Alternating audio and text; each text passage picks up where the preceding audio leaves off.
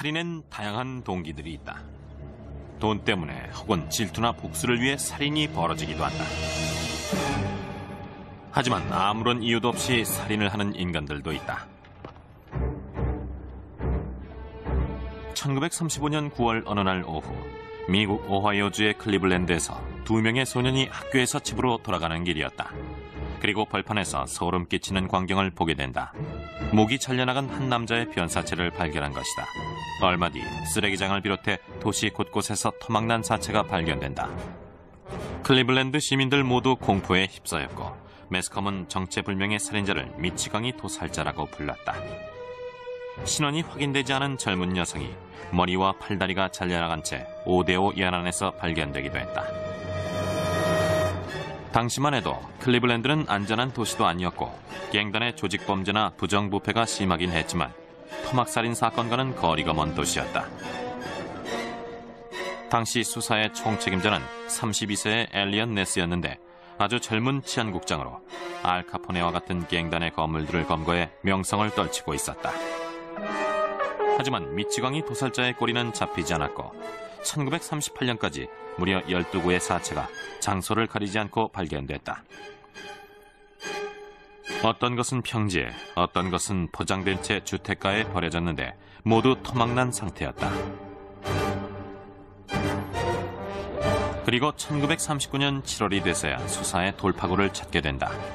정육점령 칼을 능숙하게 다루는 한 남자에 대한 소문을 입수한 것이다. 소문의 주인공은 벽돌공인 프랑크 돌레짤로 밝혀졌고 한 건의 살인사건에 대해서만 범행을 시인했다. 하지만 4주 뒤 이 남자가 교수형에 처해지고 토막살인 사건은 멈췄다.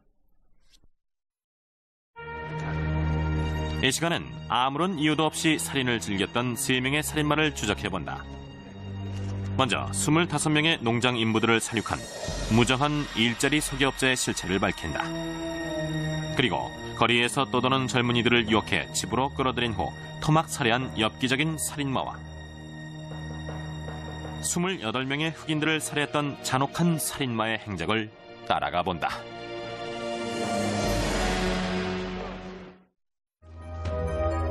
(1971년 5월 19일) 미국 캘리포니아의 유바 카운티에서 한 일본인 농장주가 복숭아 과수원에서 수상하게 보이는 구덩이를 발견한다. 곧바로 경찰이 출동해 조사를 벌인 후 구덩이 속에서 한 남자의 사체를 찾아낸다. 희생자는 칼에 난자당한 상태였다. 경찰은 과수원 전체로 조사를 확대했고 24구의 사체를 더 찾아냈다. 모두 칼에 난자당한 상태로 성폭행까지 당한 것이 분명했다. 그리고 2구의 사체 옷주머니에서 나온 은행 거래 명세서에는 후안 코로나란 일자리 소개업자의 이름이 적혀 있었다. 다른 대부분의 희생자들도 코로나의 목장에서 일했던 것으로 밝혀진다.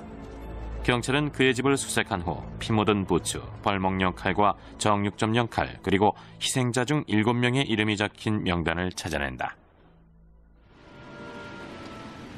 멕시코에서 태어난 코로나는 힘든 어린 시절을 보냈다. 결국 18살이 됐을 때 미국 캘리포니아의 유바 카운티로 이주해 농장에서 일을 하게 된다. 그리고 멕시코 이민자들을 지역 농장에 소개하는 일자리 소개업을 시작했다. 당시 이민자들 대부분은 알코올 중독자였다.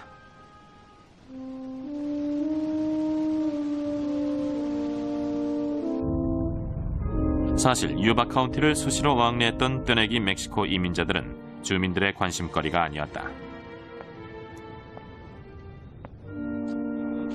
1971년 봄, 멕시코 인부들이 한 명씩 사라지기 시작했지만 당연히 실종 신고를 하는 사람은 없었다. 만일 일본인 농장주가 수상하게 보이는 구덩이를 발견하지 못했다면 코로나가 살인 혐의로 체포되는 일도 없었을 것이다. 38살의 코로나에 대한 증거들은 확실해 보였다. 하지만 그가 기소됐을 때 변호인은 코로나의 형에게 모든 책임을 전가했다. 당시 그의 형은 교도소에 수감 중이었다. 살인 용의자가 체포됐다는 소식이 전해지자 실종자의 가족들로부터 희생자의 신원을 확인하려는 전화가 경찰서에 쏟아졌다. 1971년 7월 거행된 재판에서 코로나의 변호를 위해 나선 증인은 단 한 명뿐이었다.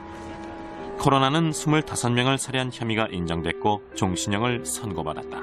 하지만 그는 계속 무죄를 주장했고 수사당국이 수사를 조작했다고 항의했다. Why should I be in prison for the rest of my life if I didn't commit the crimes?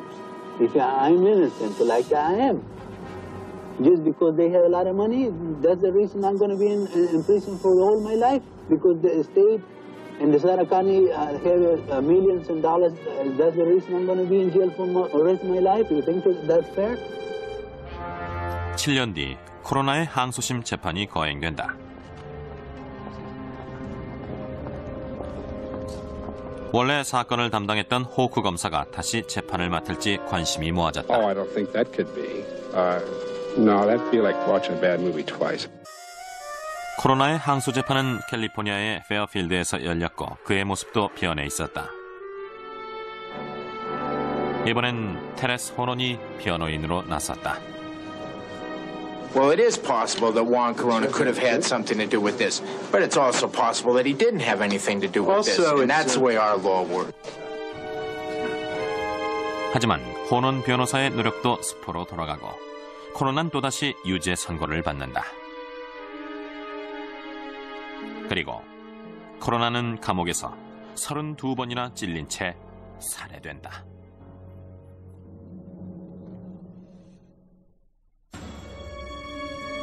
코로나 사건이 벌어진 지 12년 후 영국 런던의 교외 지역에서도 끔찍한 일들이 계속해서 벌어진다.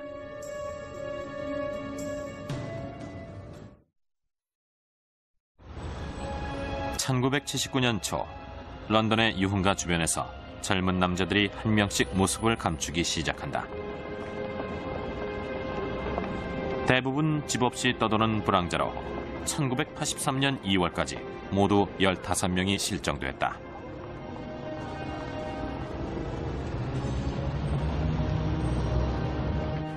그리고 2월 8일 저녁 런던 북부의 한 아파트에서 배관공이 막힌 파이프를 뚫고 있었다. 그가 파이프를 막고 있는 불순물들을 꺼내자 토막난 사체처럼 보이는 것들이 쏟아져 나왔다.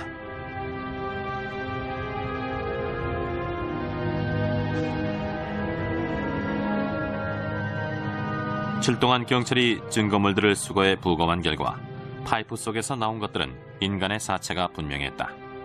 아파트에 살던 한 여인이 맨 위층에 사는 남자가 사건 전날 밤 계단을 오르내리는 소리를 들었다고 진술했고 경찰이 그 남자를 기다렸다. 오후 5시 40분 데니스 닐슨이 집에 도착했을 때 대기 중인 형사들과 마주친다. 닐슨은 형사들의 질문에 마지못해 대답을 하는 눈치였다. 하지만 형사들이 계속 다그치자 닐슨은 침실로 들어가 옷장을 열었다.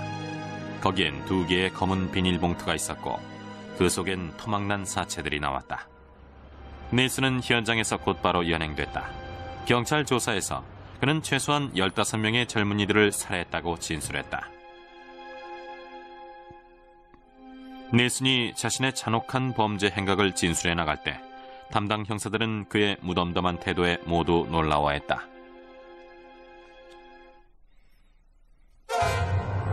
닐슨이 체포되고 이틀 후 경찰은 닐슨이 이사하기 전에 4년 동안 살았던 크리클우드의 집으로 출동한다. 그리고 정원과 집 주변을 수색했다.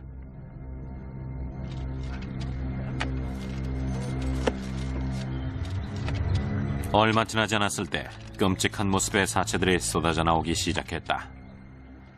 We found a small piece of jaw and some teeth attached to it in the rear garden of the premises at Melrose Avenue. And this morning I found a significant amount of property, in particular quite a large consignment of human bones, in particular a large piece of thigh bone in the region of about 6 inches. 당시 젊은 사관생도들이 현장 조사를 도왔는데 모두 끔찍한 모습에 경악을 금치 못했다. 그날 오후 닐슨을 살인 혐의로 구속한 경찰은 영국 역사상 최악의 연쇄살인범인 그의 행적을 조사하기 시작했다. 37세의 닐슨은 지역 인력센터의 간부로 재직하면서 혼자 생활하고 있었다. 1961년 군대에 복무했던 닐슨은 취사반에 배치돼 고기를 절단하는 일을 했다. 그리고 11년 뒤 제대한다.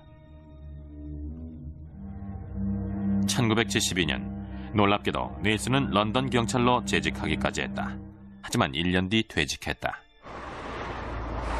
그때부터 술집이나 거리를 떠도는 동성애 젊은이들을 집으로 끌어들이기 시작했다. 젊은이를 한 명씩 집으로 데려와 술을 먹인 후 넥타이로 목을 졸라 살해했다. 그리고 옷을 벗긴 시체를 욕실로 옮겨 샤워를 하고 간강까지 했다.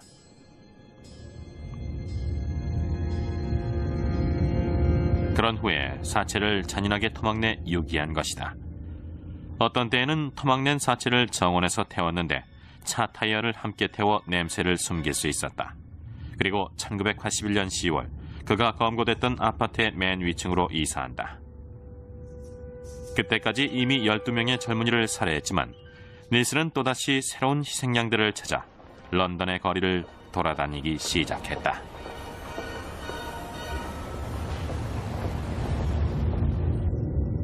그리고 1983년 1월 26일 마약 중독자이자 전과자인 스티븐 싱클레어를 아파트로 끌어들여 살해했다. 닐슨은 마지막 희생자가 될 싱클레어의 사체를 평소처럼 토막냈다. 그리고 머리는 냄비에 넣고 끓였고 다른 부분은 신문에 싸서 옷장에 넣어두었다. 닐슨이 체포된 다음 날 경찰은 특별수사대를 결성해 희생자들의 신원 확인 작업에 나섰다. 일단 실종 신고가 접수된 인물들의 지문을 확인했다. 런던 병원의 법의학팀은 토막난 사체를 맞춰 시신을 복원하려 했지만 대부분은 판별이 불가능했다. 1983년 10월 24일 닐슨의 재판이 시작됐을 때 15명의 희생자 중 7명의 신원만 확인할 수 있었다. 닐슨의 살인 혐의에 대한 증거가 분명했기 때문에 그의 변호를 맡은 담당 변호사는 정신 이상을 주장하며 감형을 요구했다. 재판 당시 증인으로 나선 칼 스토터는 1982년 5월 닐슨의 아파트에서 자신이 겪었던 소름 끼치는 경험을 털어놓았다. I fell asleep and I woke up and he was strangling me and I passed out after sort of thinking. I thought that I'd got caught up in the sleeping bag which he'd warned me about, and I thought he was helping me out, but he wasn't. And anyway, I passed out from that, and I remember vaguely hearing water running and being carried, and I felt very cold, and I realized I was in the bath and he was trying to drown me. 하지만 닐슨은 계획을 바꾸고 스토터를 살려줬다.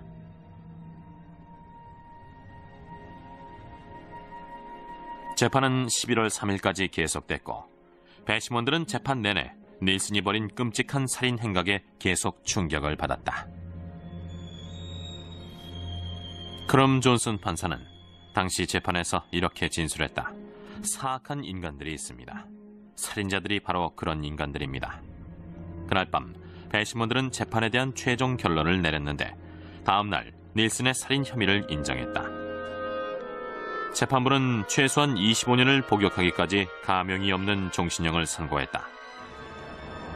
법정에서 나와 후송되는 동안 수많은 기자들과 분노한 시민들이 닐슨 주변에 몰려들었다.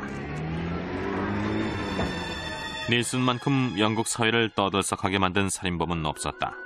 그가 바로 영국 역사상 최악의 연쇄 살인범이었기 때문이었다. 영국에서 닐슨이 젊은이들을 살해하고 있을 때 대서양 건너편에서도 잔혹한 살인마가 30여 명의 인명을 학살하는 만행을 저지르고 있었다.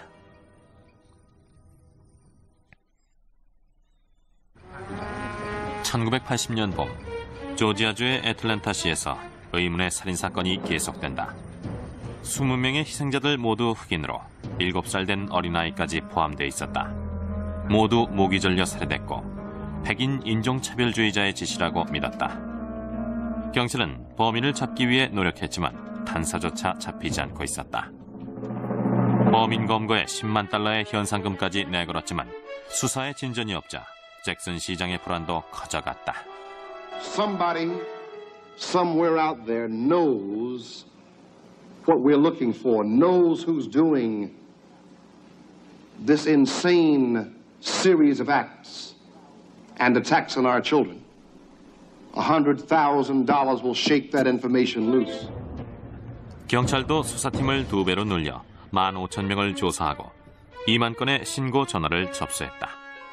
하지만 이런 노력에도 1981년 5월 셋째 주가 될 때까지 희생자는 계속 늘어나 모두 26명이 살해됐다. 그러다 마침내 결정적인 돌파구를 찾게 된다. 당시 경찰은 서너 구의 사체가 발견된 차타후치 강변에 대한 수색 작업을 하고 있었다. 그리고 5월 22일 아침 잭슨 파크웨이 다리 근처에서 시끄럽게 강물이 튀는 소리를 듣게 된다. 경찰은 현장에서 주차 중인 차량으로 돌아가는 한 남자를 목격한다. 현장에 있던 인물은 23살의 웨인 윌리엄스로 사진작가였다. 경찰은 그의 차에서 로프와 핏자국을 발견했지만 큰 의심을 하지 않은 채 그를 보내고 만다. 그리고 수색 작업을 계속하던 경찰은 이틀 뒤 잭슨 파크웨이 다리 아래 강 속에서 또 다른 비연사체를 건져낸다.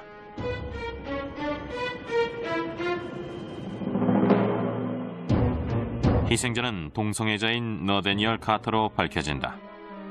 27살로 희생자들 중 가장 나이가 많았다. 경찰은 이틀 전 현장에 있었던 윌리엄스를 떠올리고 경찰서로 불러 신문을 시작했다. 하지만 카터의 옷에서 발견된 섬유 조각이 윌리엄스의 차에 있는 것과 일치했지만 구속을 시키지는 않았다. 그러나 경찰과 기자들은 윌리엄스가 범인이라고 확신했고 시민들도 그의 행동에 주목했다.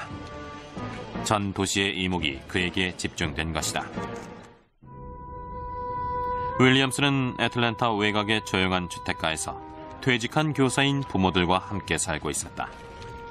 윌리엄스는 어린 시절 아주 똑똑한 학생이었다. 하지만 그에게는 감추어진 비밀이 있었다. 나이가 들면서 동성애자들이 몰려드는 거리를 배회하면서 젊은이들과 관계를 맺기 시작한 것이다.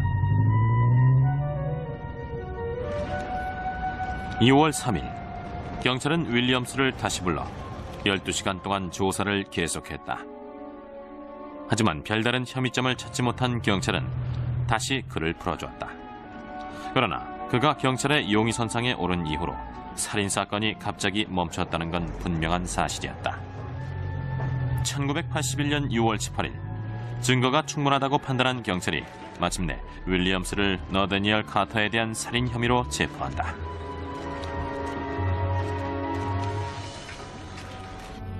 그리고 며칠 뒤 지미 리 파인에 대한 살인 혐의까지 추가된다.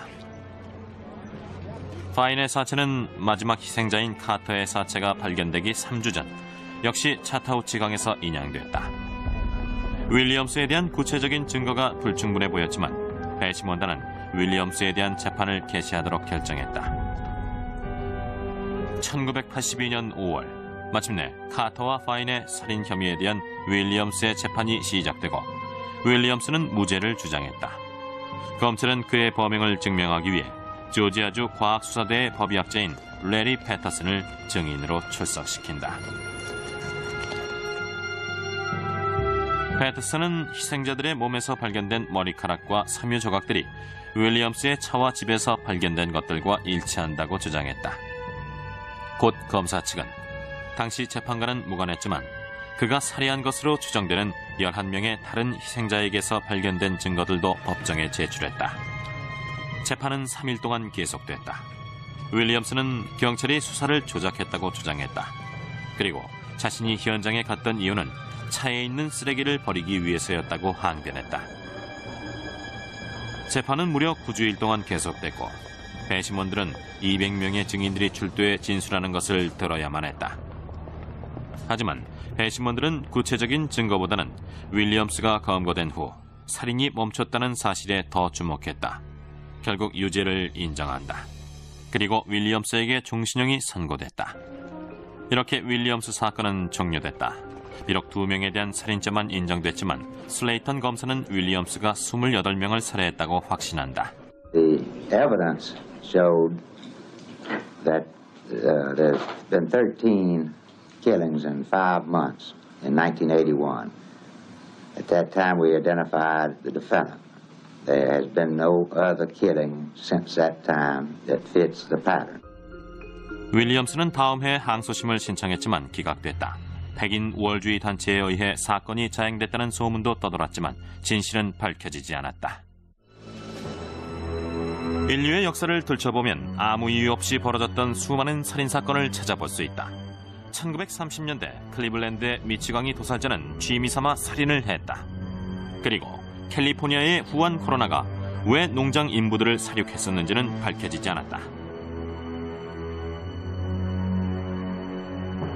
런던의 데니스 네스는 17명의 희생자들을 잔혹하게 살해한 후 강간까지 하는 엽기 행각을 벌였다.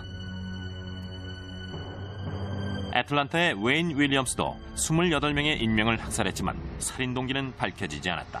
하지만 이들 모두 살인을 즐긴 잔혹한 살인마였다.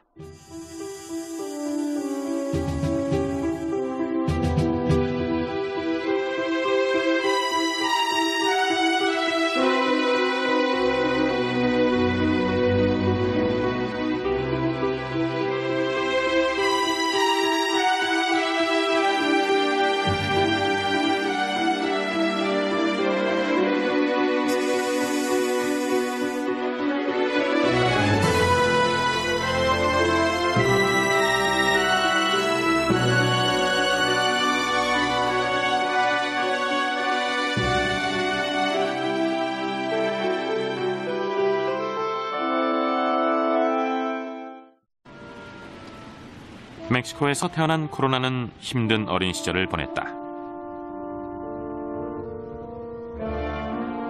결국 18살이 됐을 때 미국 캘리포니아의 유바 카운티로 이주해 농장에서 일을 하게 된다. 그리고 멕시코 이민자들을 지역 농장에 소개하는 일자리 소개업을 시작했다.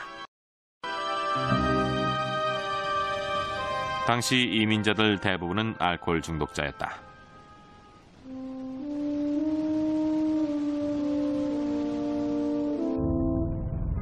사실 유바 카운티를 수시로 왕래했던 뜨내기 멕시코 이민자들은 주민들의 관심거리가 아니었다. 1971년 봄 멕시코 인부들이 한 명씩 사라지기 시작했지만 당연히 실종 신고를 하는 사람은 없었다. 만일 일본인 농장주가 수상하게 보이는 구덩이를 발견하지 못했다면 코로나가 살인 혐의로 체포되는 일도 없었을 것이다. 38살의 코로나에 대한 증거들은 확실해 보였다. 하지만 그가 기소됐을 때 변호인은 코로나의 형에게 모든 책임을 전가했다. 당시 그의 형은 교도소에 수감 중이었다. 살인 용의자가 체포됐다는 소식이 전해지자 실종자의 가족들로부터 희생자의 신원을 확인하려는 전화가 경찰서에 쏟아졌다. 1971년 7월 거행된 재판에서 코로나의 변호를 위해 나선 증인은 단 한 명뿐이었다. 코로나는 25명을 살해한 혐의가 인정됐고 종신형을 선고받았다. 하지만 그는 계속 무죄를 주장했고 수사당 대부분 집 없이 떠도는 불황자로 1983년 2월까지 모두 15명이 실종됐다.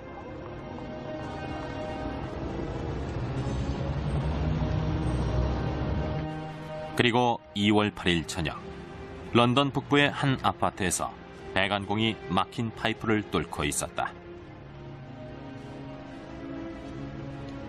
그가 파이프를 막고 있는 불순물들을 꺼내자 토막난 사체처럼 보이는 것들이 쏟아져 나왔다.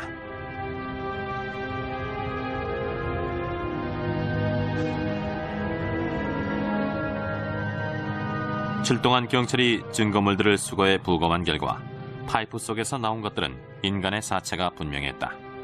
아파트에 살던 한 여인이 맨 위층에 사는 남자가 사건 전날 밤 계단을 오르내리는 소리를 들었다고 진술했고 경찰이 그 남자를 기다렸다. 오후 5시 40분 데니스 닐슨이 집에 도착했을 때 대기 중인 형사들과 마주친다. 닐슨은 형사들의 질문에 마지못해 대답을 하는 눈치였다. 하지만 형사들이 계속 다그치자 닐슨은 침실로 들어가 옷장을 열었다. 거기엔 2개의 검은 비닐봉투가 있었고 그 속엔 토막난 사체들이 나왔다. 닐슨은 현장에서 곧바로 연행됐다. 경찰 조사에서 그는 최소한 15명의 젊은이들을 살해했다고 진술했다. 닐슨이 자신의 잔혹한 범죄 행각을 진술해 나갈 때 담당 형사들은 그의 무덤덤한 태도에 모두 놀라워했다.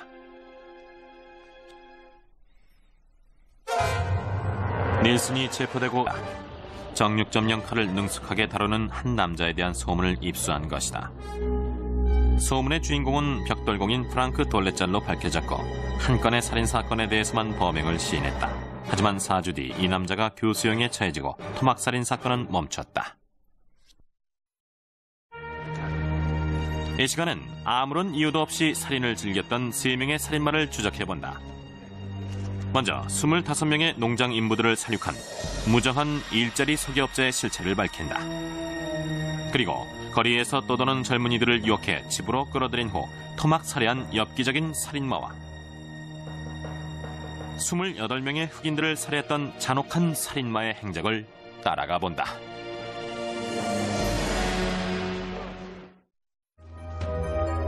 (1971년 5월 19일) 미국 캘리포니아의 유바 카운티에서 한 일본인 농장주가 복숭아 과수원에서 수상하게 보이는 구덩이를 발견한다. 곧바로 경찰이 출동해 조사를 벌인 후 구덩이 속에서 한 남자의 사체를 찾아낸다. 희생자는 칼에 난자당한 상태였다. 경찰은 과수원 전체로 조사를 확대했고 24구의 사체를 더 찾아냈다. 모두 칼에 난자당한 상태로 성폭행까지 당한 것이 분명했다. 그리고 2구의 사체 옷주머니에서 나온 은행 거래 명세서에는 후안 코로나란 일자리 소기업자의 이름이 적혀 있었다. 다른 대부분의 희생자들도 코로나의 목장에서 일했던 것으로 밝혀진다. 경찰은 그의 집을 수색한 후 피 묻은 부츠, 벌목용 칼과 정육점용 칼, 그리고 희생자 중 7명의 이름이 적힌 명단을 찾아낸다.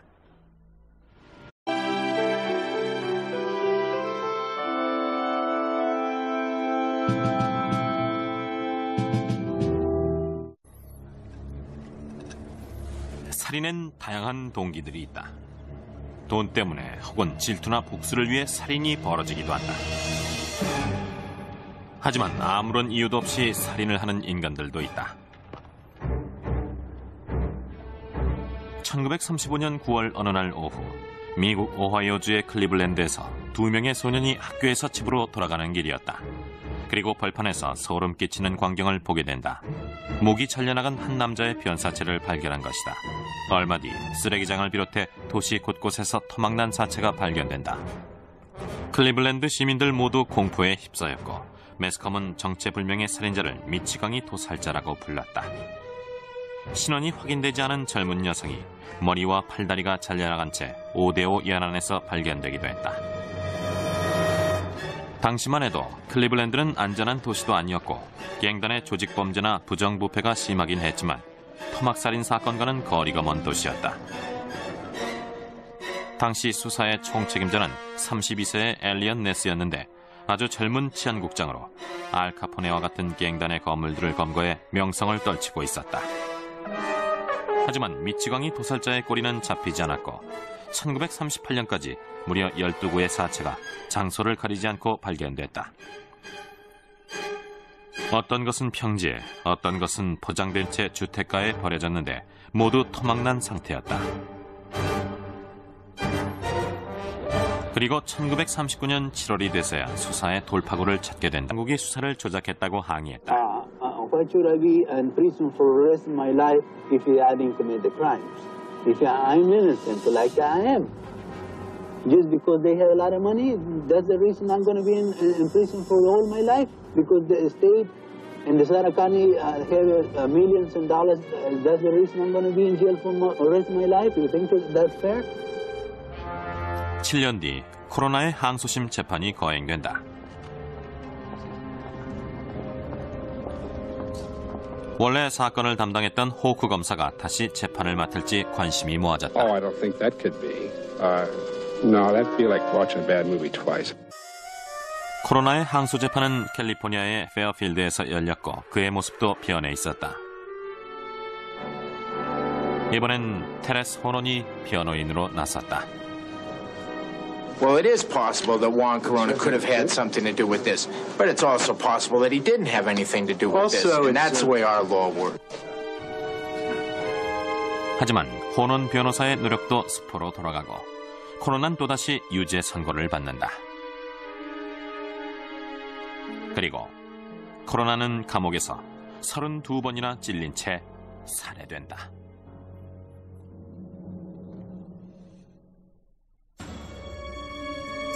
코로나 사건이 벌어진 지 12년 후 영국 런던의 교외 지역에서도 끔찍한 일들이 계속해서 벌어진다.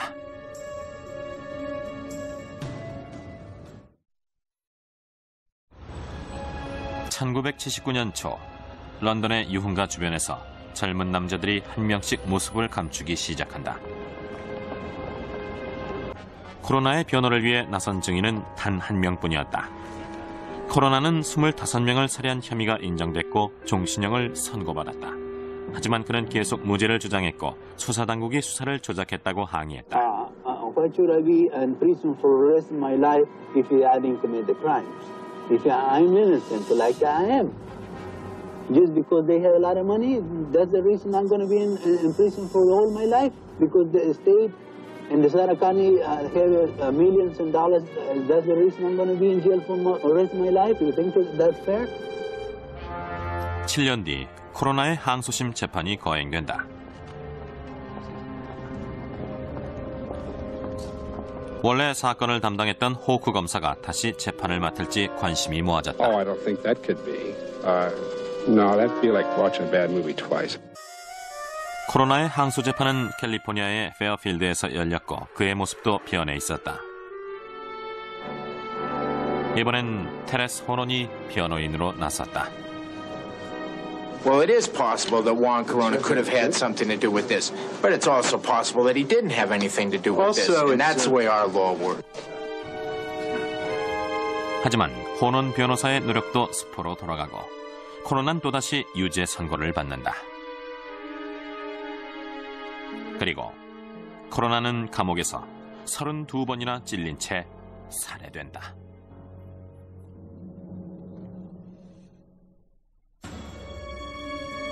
코로나 사건이 벌어진 지 12년 후 영국 런던의 교외 지역에서도 끔찍한 일들이 계속해서 벌어진다.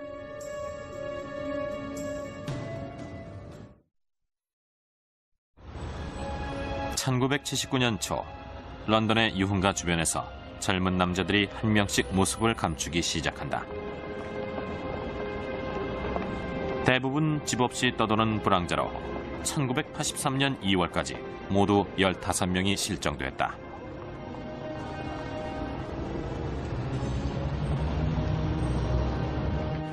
그리고 2월 8일 저녁 런던 북부의 한 아파트에서 배관공이 막힌 파이프를 뚫고 있었다. 그가 파이프를 막고 있는 불순물들을 꺼내자 토막난 사체처럼 보이는 것들이 쏟아져 나왔다.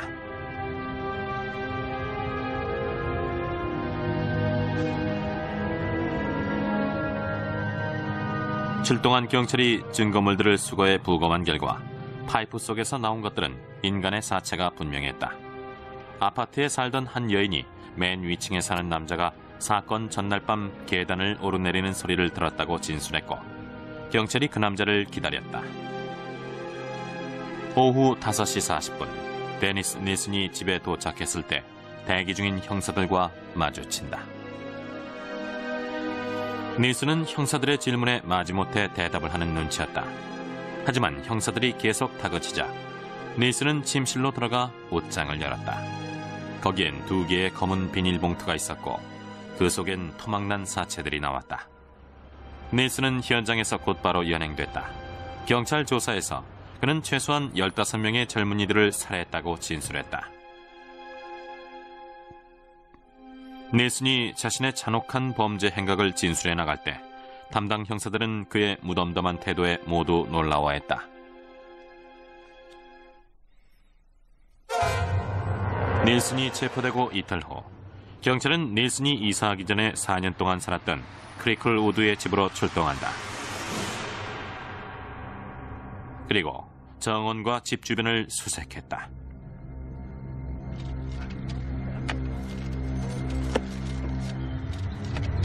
얼마 지나지 않았을 때 끔찍한 모습의 사체들이 쏟아져 나오기 시작했다.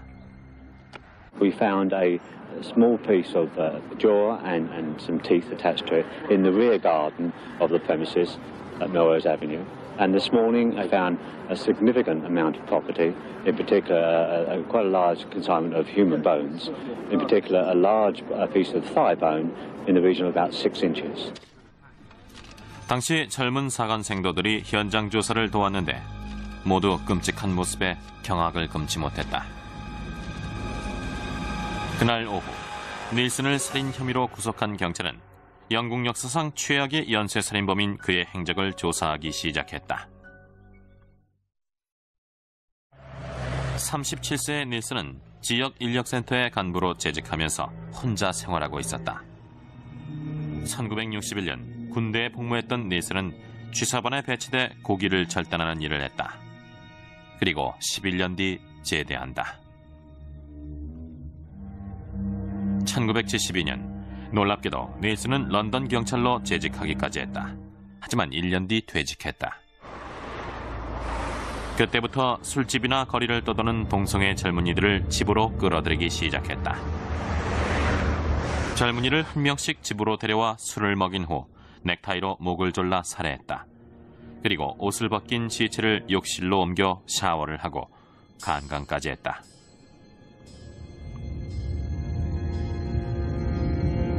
그런 후에 사체를 잔인하게 토막내 유기한 것이다.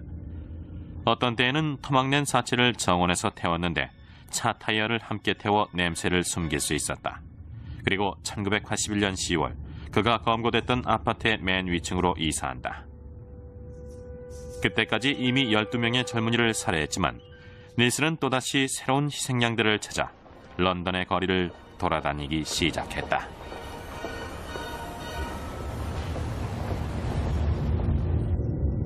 그리고 1983년 1월 26일 마약 중독자이자 전과자인 스티븐 싱클레어를 아파트로 끌어들여 살해했다.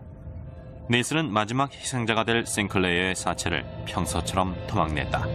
그리고 머리는 냄비에 넣고 끓였고 다른 부분은 신문에 싸서 옷장에 넣어두었다.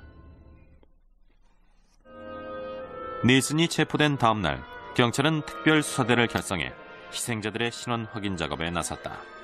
일단 실종 신고가 접수된 인물들의 지문을 확인했다. 런던 병원의 법의학팀은 토막난 사체를 맞춰 시신을 복원하려 했지만 대부분은 판별이 불가능했다. 1983년 10월 24일 닐슨의 재판이 시작됐을 때 15명의 희생자 중 7명의 신원만 확인할 수 있었다. 닐슨의 살인 혐의에 대한 증거가 분명했기 때문에 그의 변호를 맡은 담당 변호사는 정신 이상을 주장하며 감형을 요구했다. 재판 당시 증인으로 나선 칼 스토터는 1982년 5월 닐슨의 아파트에서 자신이 겪었던 소름 끼치는 경험을 털어놓았다. I fell asleep and I woke up and he was strangling me and I passed out after sort of thinking. I thought that I'd got caught up in the sleeping bag.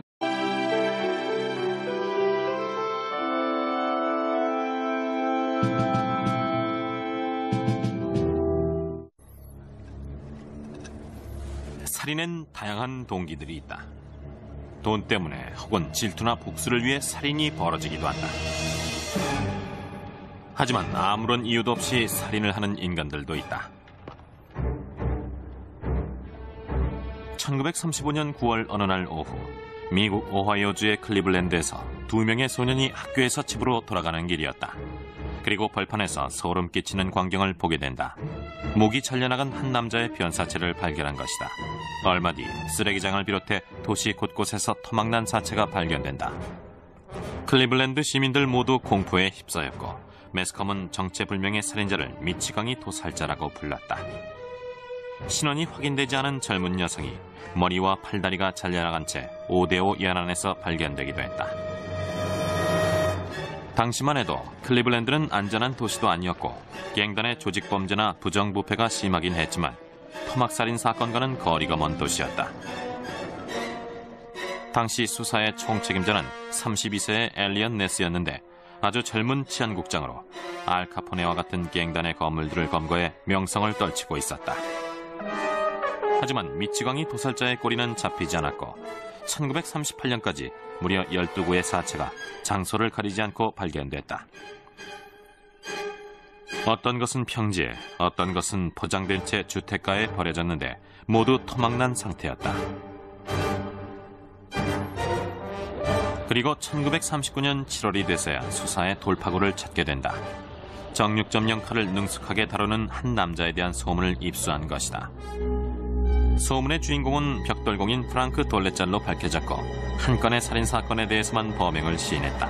하지만 4주 뒤 이 남자가 교수형에 처해지고 토막살인 사건은 멈췄다.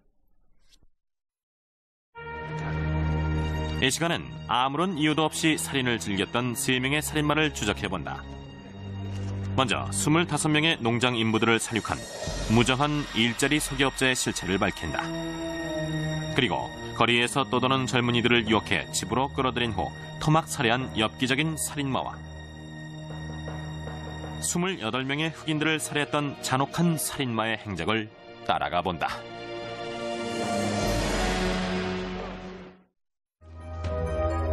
(1971년 5월 19일) 미국 캘리포니아의 유바 카운티에서 한 일본인 농장주가 복숭아 과수원에서 수상하게 보이는 구덩이를 발견한다.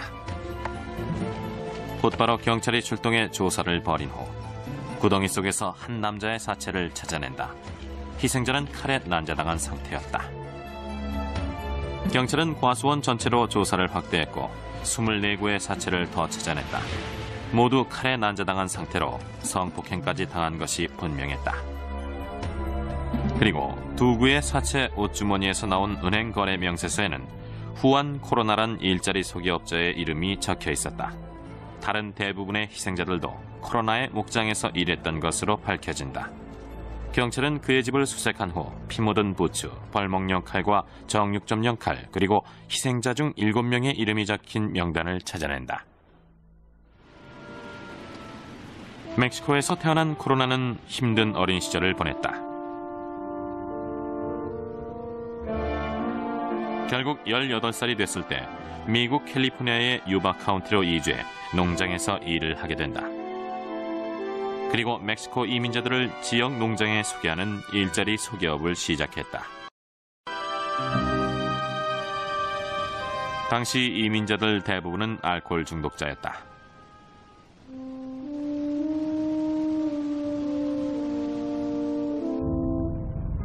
사실 유바 카운티를 수시로 왕래했던 뜨내기 멕시코 이민자들은 주민들의 관심거리가 아니었다.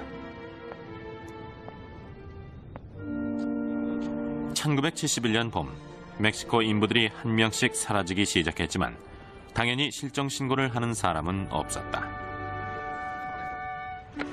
만일 일본인 농장주가 수상하게 보이는 구덩이를 발견하지 못했다면 코로나가 살인 혐의로 체포되는 일도 없었을 것이다.